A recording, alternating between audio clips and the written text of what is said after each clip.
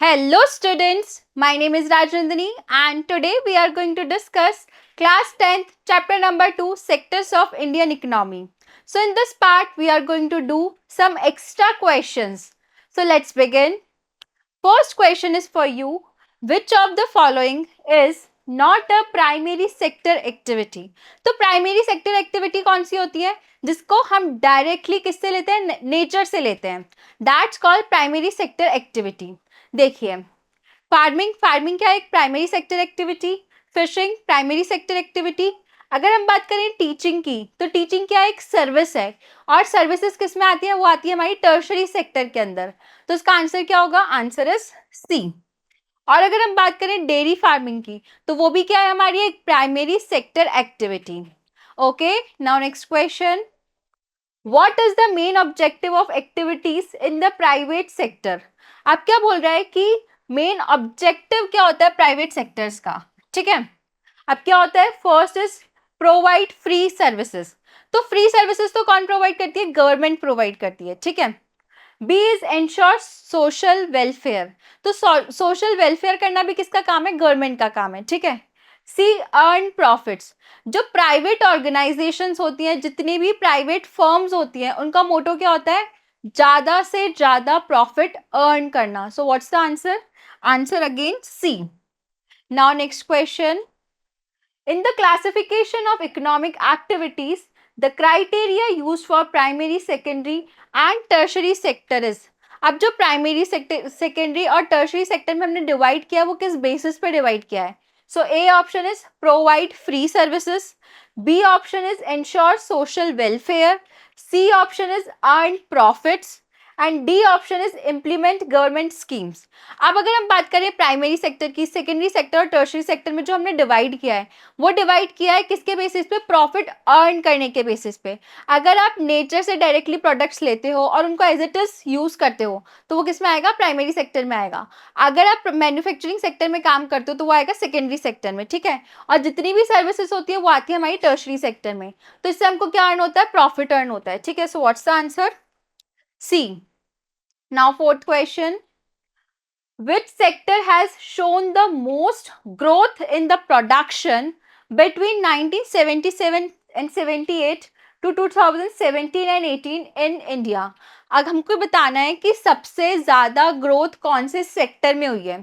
So primary sector, secondary sector, tertiary sector और quaternary sector. तो किस में हुई है सबसे ज़्यादा ग्रोथ, वो ये हमारी टर्शरी सेक्टर के अंदर. अभी हमको ज़्यादा से ज़्यादा क्या चाहिए, सर्विसेज चाहिए. So what's the answer? Answer is C. Now next question. What does the term disguised unemployment mean? अब disguised unemployment क्या होता है कि जब लोग हमको फील हो रहा है कि लोग क्या कर रहे हैं, काम कर रहे हैं, बट अगर हम उनको हटा भी दें उस काम से, तो एज सच प्रोडक्शन में और प्रोडक्टिविटी में कोई डिफरेंस नहीं आता. That's called disguised unemployment. Okay, so A option is people working more than their capacity, B option people not getting paid, C option more people working than required without affecting production. तो क्या है, production को कोई भी अगर उनको आप हटा भी दोगे तो प्रोडक्शन में एज सच कोई भी डिफरेंस नहीं आएगा. So what's the answer, answer is C. Now next question. Which of the following is true about the organized sector? अब ऑर्गेनाइज सेक्टर क्या होता है, जो गवर्नमेंट के रूल्स एंड रेगुलेशंस को फॉलो करते हैं. ठीक है. So A workers get no paid leave. अब ऑर्गेनाइज सेक्टर की अगर हम बात करें, तो वहाँ पे वर्कर्स को क्या मिलती है, पेड लीव्स मिलती हैं. B option, there are no rules and regulations. तो अगर हम बात करें ऑर्गेनाइज सेक्टर की, उसमें रूल्स एंड रेगुलेशंस भी होंगे और गवर्नमेंट के पास क्या होगा, वो रजिस्टर्ड होगा और सारे बेनिफिट्स मिलेंगे किसको, वर्कर्स को. C option, employment is regular and secure. अब ऑर्गेनाइज सेक्टर में क्या होता है, एम्प्लॉयमेंट क्या होता है, रेगुलर होता है और सिक्योर होता है. ठीक है. और अगर हम बात करें डी ऑप्शन की, workers can be fired without reason. अब ऑर्गेनाइज सेक्टर में ऐसा नहीं होता है. किस में होता है ऐसा, अनऑर्गेनाइज सेक्टर में. Okay. Now next question.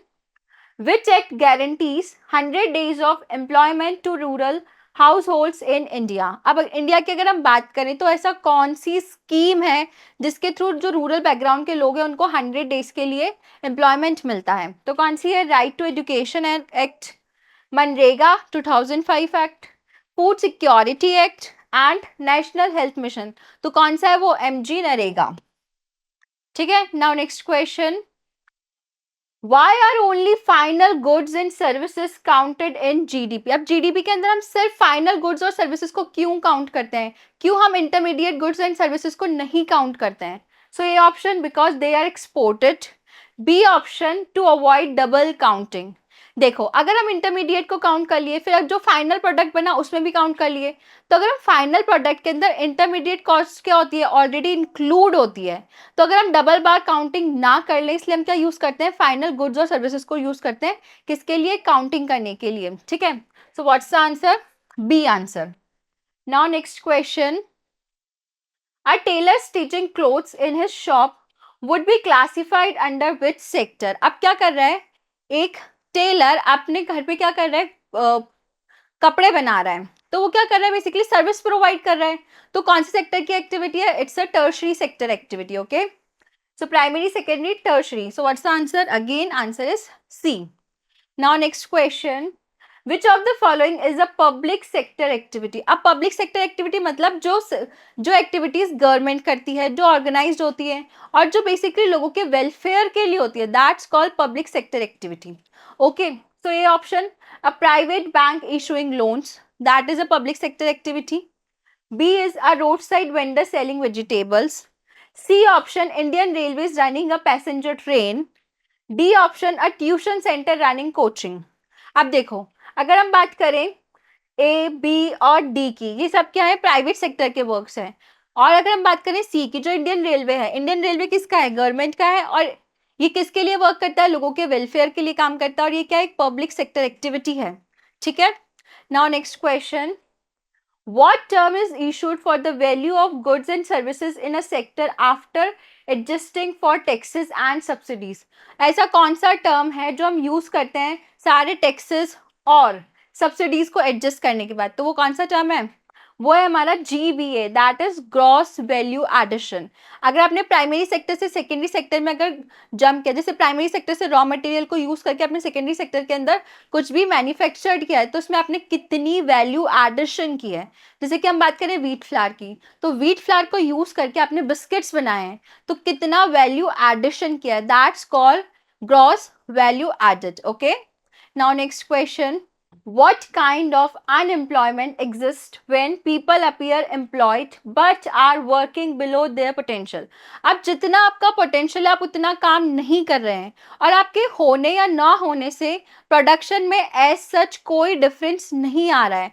So that's called which type of unemployment? It's called disguised unemployment. ठीक है, इसे क्या बोलते हैं हम? डिसगाइज्ड अनएम्प्लॉयमेंट, और we can say under employment.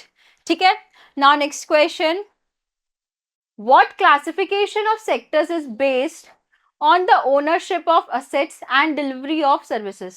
अब जो हमने ओनरशिप के बेसिस पे असेट्स को डिवाइड किया था, एक तो थे पब्लिक सेक्टर और एक क्या थे? Private sector. तो हमने किसके बेसिस पे किया था? ओनरशिप के बेसिस पे किया था। ओके, तो वो क्या था? ओनरशिप के बेसिस पे क्लासिफिकेशन था। Okay, understood. Now next question, what do we call the sum of the value of final goods and services produced within a country in a year? अब एक कंट्री के अंदर, एक कंट्री की boundary के अंदर जितना भी प्रोडक्शन होता है एक साल में, किसका? गुड्स और सर्विसेज का, दैट्स कॉल्ड GDP। क्या बोलते हैं हम उसको? GDP, gross domestic product.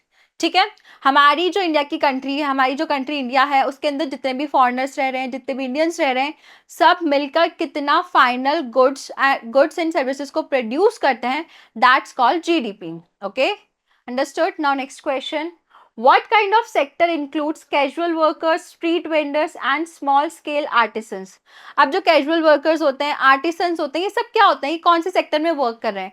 Organise sector में और अनऑर्गेनाइज सेक्टर में। तो ये वर्क कर रहे हैं बेसिकली अनऑर्गेनाइज सेक्टर में। आई होप आपको सारे क्वेश्चंस बहुत अच्छे से समझ में आए होंगे। Thank you so much.